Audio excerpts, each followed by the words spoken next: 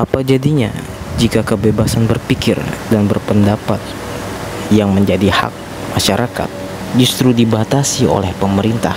Tahun 1999 terdapat satu departemen yang mengatur dan membina pers media massa seperti film, radio, dan televisi.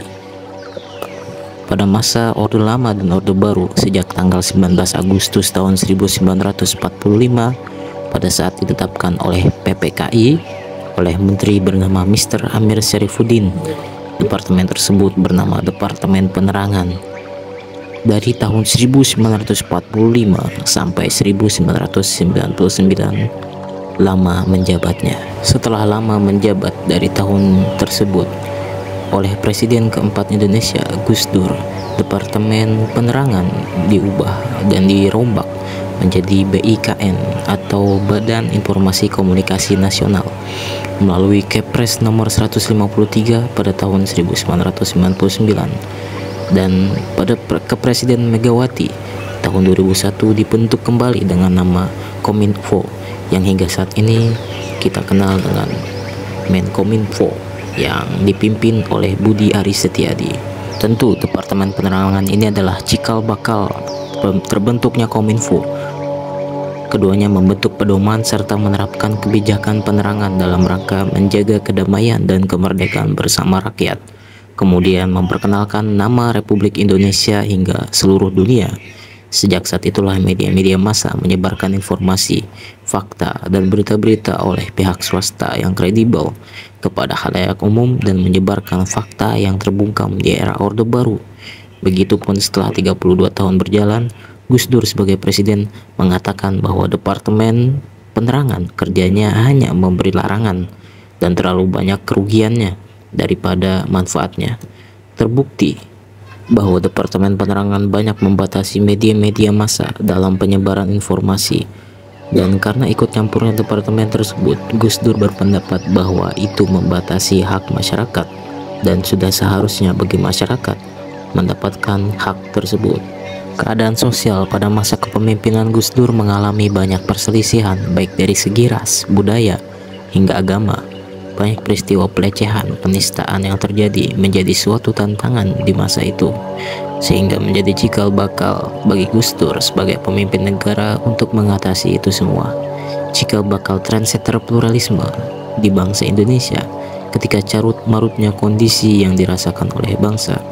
Gus Dur hadir memulai suatu perubahan di masa itu dengan pandangan yang berbeda, namun menyadarkan setiap masyarakat berbudaya, beragama, dan berbangsa.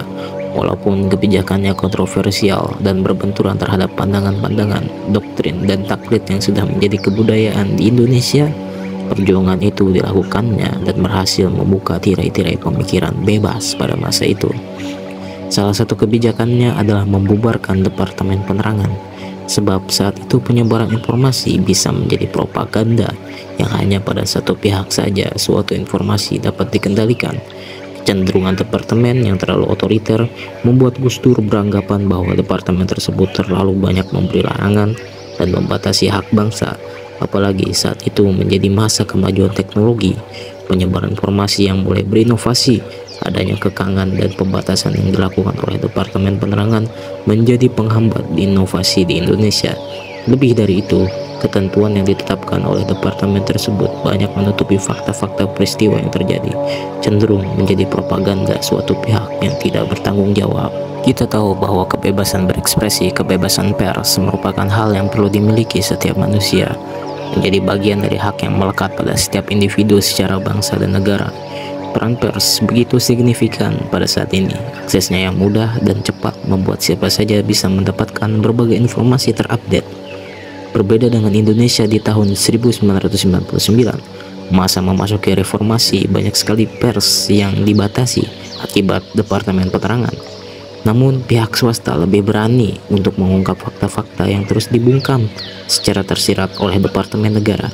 Hingga pada akhirnya Gus Dur membuka jalan kebebasan pers, jalan pemikiran bebas, membongkar ulang sistem Departemen Penerangan dengan sistem BIKN. Walaupun pada akhirnya ketika Gus Dur tidak lagi menjabat, ada perombakan kembali dan menjadi menteri yang namanya tidak asing hingga saat ini, yaitu bernama Kominfo. Maka efeknya, dengan kegiatan jurnalistik yang tidak lagi dibatasi, media-media penyampai informasi bisa lebih leluasa untuk menyebarkannya kepada khalayak umum. Meski demikian, filterisasi akan informasi menjadi hal penting yang tidak boleh dipisahkan. Penerimaan informasi yang mudah bukan berarti informasi yang diterima dapat ditelan secara mentah-mentah.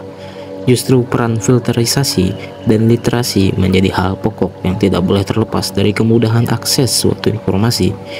Diasumsikan bahwa pembubaran Departemen Penerangan bukan jalan yang baik apabila departemen tersebut berfokus pada kebijakan literasi dan penyebaran informasi palsu. Namun jika tidak demikian dan kecondongan departemen lebih kepada suatu pihak, bukan pada nilai literasi dan validnya suatu informasi, ada suatu propaganda yang justru dirancang di dalamnya. Atau asumsi lain bahwa informasi yang valid justru dibatasi oleh departemen tersebut untuk disebarkan kepada masyarakat yang merupakan bagian dari hak mereka untuk mendapatkannya. Maka dengan dibukanya jalan kebebasan pers membuka harapan bangsa untuk lebih maju tanpa ada kekangan. Kebebasan berpikir mampu melahirkan pemikir-pemikir yang berdampak bagi peradaban manusia. Penemuan-penemuan dari pikiran cemerlang berpotensi menuju peradaban yang berkemudahan dan kesejahteraan sosial. Demokrasi suatu negara akan mengalami kemajuan. Pikiran-pikiran bangsa tidak lagi dibatasi. Semua berhak bersuara akan keresahannya.